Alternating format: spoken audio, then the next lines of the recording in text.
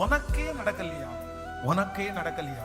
உனக்கு போய் நடக்காம இருக்குது. நான் ஜோமே பண்றது இல்ல, நான் சர்ச்சுக்கே போறது இல்ல, பட் எனக்கு பாரு இப்படி நடக்குது, எனக்கு பாரு இதை வாச்சிருச்சு. ஆனா நீ என்னமோ காலையில இருந்து சாயந்தரம் வரைக்கும் கத்தரை தேடுறன்ற, 100 நாள் ஜெபம்ன்ற, 50 நாள் ஜெபம்ன்ற, ஆனா உனக்கு நடக்கலையா? உனக்கு நடக்கலையா? இந்த வார்த்தைய உங்கள்கிட்ட மட்டும் கேட்கல, யார்கிட்டையும் கேட்டிருப்பாங்கன்னா, யார்கிட்டையும் கேட்டிருப்பாங்க. மார்த்தாள், மரியாள் அவங்கள்ட்டையும் கேட்டிருப்பாங்க.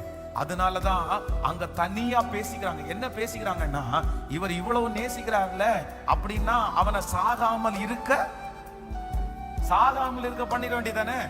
2 நாளைக்கு முன்னாடி வந்து அவனுக்கு விடுதலை கொடுத்துருக்கலாம்ல அப்படின்னு அத்தனை பேரும் சுத்தி கேட்கிறாங்க. ஆனா ஆண்டவர் எல்லாத்தையும் கேட்டுட்டு அமைதியா இருக்கிறாரு. இல்லப்பா, என் பிள்ளையினுடைய வாழ்க்கையில, என்ன நோக்கி கூப்பிடுகிற பிள்ளையினுடைய வாழ்க்கையில ஒரு தாமதம்னு ஒண்ணு இருந்துச்சுன்னா அதற்கு கண்டிப்பா காரணம் இருக்கும். இவ்வளவு ஜெபம் பண்ணியும், இவ்வளவு கர்த்தரை தேடியும் அது நடக்கலன்னா கர்த்தர் ஒரு நோக்கத்தோட தான் அதை செய்திருக்கிறார். அது ஒரு காரணம் இருக்குது, காரணம் இல்லாம இல்லை. ஆமென்.